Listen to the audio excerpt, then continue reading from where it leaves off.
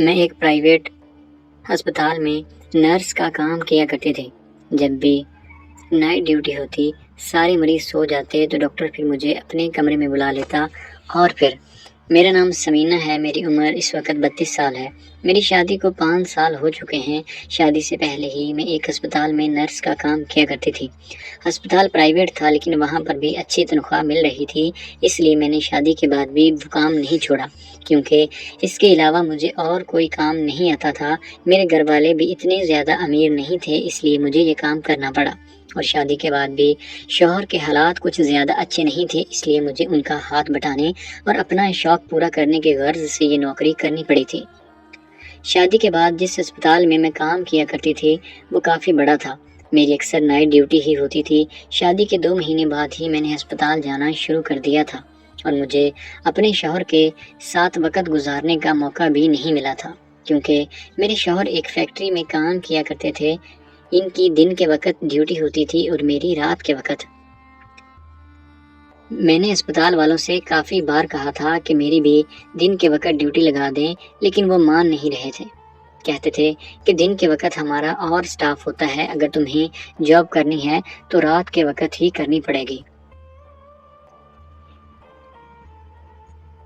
آس پاس کوئی اتنا اچھا اسپتال نہیں تھا اور نہ ہی وہاں پر اتنی زیادہ تنخواہ ملتی تھی، اس لیے مجبوری کے باعث مجھے جانا پڑتا تھا۔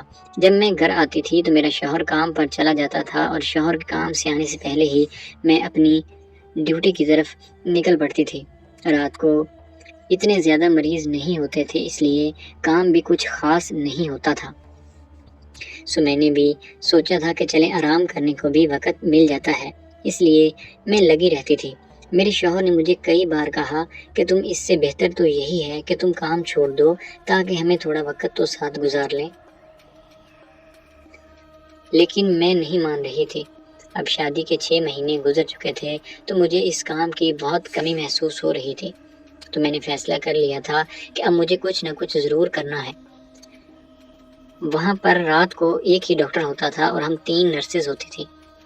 دوسری دونوں کافی بڑی عمر کی تھی، اس لیے وہ اپنا کام مکمل کر کے سو جایا کرتی تھی، اور میں ابھی جوان تھی، اس لیے میری جوانی رات کو تڑپتی تھی۔ مجھے سمجھ میں نہیں آتا تھا کہ میں ایسا کیا کروں کہ مجھے سکون مل جائے۔ جب ہم لوگ کام کر رہے ہوتے تھے تو میں نے محسوس کیا تھا کہ ڈاکٹر میری طرف بہت غور سے دیکھتا ہے، اور جو بھی کوئی کام کہنا ہوتا ہے تو مجھے ہی اپنے پاس بلاتا ہے اور کام بھی کہتا ہے۔ حالانکہ دوسری 2 نرسیں اگر آس پاس ہوتی بھی تو ان میں سے کسی کو بھی نہیں بلاتا تھا، وہ مجھے ہی اپنے پاس بلاتا۔ اب وہ میرے سینئر تھا، اس لیے میں کسی بھی کام سے انکار نہیں کر سکتی تھی۔ وہ مجھے تھکانا چاہتا تھا لیکن میں بھی بہت پہنچی ہوئی تھی۔ میں نے کہا کہ تم جتنی مرضی کوشش کر لو، مجھے تم پریشان نہیں کر سکتے۔ بس اسی ضد میں مجھے پتہ ہی نہیں چلا کہ کب وہ مجھے اچھا لگنے لگا۔ جب کہیں ڈاکٹر چھٹی پر ہوتا تھا تو میری تو رات ہی نہیں گزرتی تھی، میں بہت پریشان رہنے لگی تھی۔ میری پوری رات ایسے ہی دروازے کی طرف دیکھ کر گزر جاتی تھی۔ ساری رات میں جاگتی رہتی تھی۔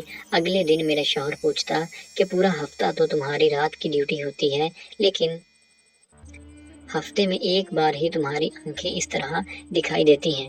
میں نے شوہر کو بتا دیا تھا کہ جس دن کام زیادہ ہوتا ہے تو آرام کرنے کا وقت نہیں ملتا، اور کوئی وجہ نہیں ہے۔ اب میں اپنے شوہر کو کیا بتاتی کہ میں اس کے ساتھ دھوکہ کر رہی ہوں۔ یہ جس راستے پر میں چل پڑی ہوں وہاں سے واپسی ممکن نہیں ہے۔ کبھی کبھی اپنے شوہر پر بھی مجھے بہت ترس آتا تھا کہ وہ میرا اتنا زیادہ خیال رکھتا ہے، مجھ سے اتنا پیار کرتا ہے، اور میں اسی کے ساتھ مخلص نہیں ہوں۔ لیکن میں کیا کرتی، میری بھی کچھ ضرورتیں تھیں جو میرے شوہر کے ٹائم نہ ہونے کی وجہ سے پوری نہیں ہوتی تھی۔ حالانکہ اس میں شوہر کی کوئی بھی غلطی نہیں تھی، غلطی ساری میری ہوتی تھی۔ شوہر تو رات کو اکیلا ہوتا ہے، میری ہی ڈیوٹی کا ٹائم کچھ اس طرح سے تھا کہ میں اسے وقت نہیں دے پاتی تھی۔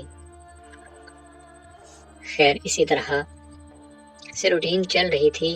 ایک دن بارش بہت تیز ہو رہی تھی اور اسپتال میں رش بھی بہت کم تھا۔ موسم کافی ٹھنڈا ہو رہا تھا اور اسپتال کی لائٹ بھی چلی گئی تھی۔ ڈاکٹر آرام کر رہا تھا۔ میں نے جا کر اس کا دروازہ کھٹکھٹایا اور اس سے کہا کہ کسی سے بول کر جنریٹر آن کروا دیں، مجھے بہت زیادہ ڈر لگ رہا ہے۔ ڈاکٹر نے مجھے اپنے پاس سے ہی بتا دیا تھا کہ جنریٹر خراب ہو گیا ہے، اس لیے اگر تمہیں ڈر لگتا ہے تو میرے کمرے میں کی لائٹ چل رہی ہے، تم یہاں پر آ کر آرام کر سکتی ہو۔ مجھے بہت ڈر بھی لگ رہا تھا کہ میں ایسے کیسے کسی غیر محرم کے کمرے میں رک سکتی ہوں، لیکن ساتھ ہی ساتھ مجھے یہ بھی تھا کہ چلیں مجھے ڈاکٹر کے پاس اکیلے وقت گزارنے کا موقع مل جائے گا۔ میں جا کر صوفے پر لیٹ گئی تھی اور ڈاکٹر چیئر پر بیٹھا مجھے ہی دیکھ رہا تھا۔ کب میری آنکھ لگی مجھے پتہ ہی نہیں چلا۔ 2 گھنٹے بعد جب میری آنکھ کھلی تو دیکھا کہ ڈاکٹر میرے سامنے کھڑا تھا اور اس نے کپڑے بھی نہیں پہنے ہوئے تھے۔ میں نے جب اپنی طرف دیکھا تو میں بھی اسی حالت میں تھی۔ میں نے جلدی سے اٹھی اور کپڑے سمیٹ کر واش روم میں چلی گئی تھی۔ جب میں واش روم میں گئی تو مجھے ہوش آیا کہ یہ میرے ساتھ کیا ہو گیا ہے۔ ڈاکٹر نے میرے ساتھ ایسے کیسے کیا؟ میں باہر آئی، میں نے اس سے لڑائی جھگڑا کرنا شروع کر دیا تھا۔ ڈاکٹر نے مجھے خاموش کروانے کی بہت زیادہ کوشش کی تھی، لیکن میں نے اس سے پوچھا کہ تم نے میرے ساتھ یہ سب کیسے کیا؟ تو ڈاکٹر نے بتایا کہ جب تم سو گئی تھی تو میں نے تمہیں نیند کی دوائی سنگھائی تھی، جس سے تم گہری نیند میں چلی گئی تھی اور میں نے موقع ملتے ہی اپنا کام کر دیا تھا۔ کچھ دنوں بعد میری طبیعت خراب رہنے لگی تو میں نے رپورٹ کروائی تو پتہ چلا کہ میں حاملہ ہو چکی ہوں، اور ابھی تک مجھے یہ معلوم نہیں ہے کہ بچے کا باپ کون ہے، میرے شوہر یا وہ ڈاکٹر۔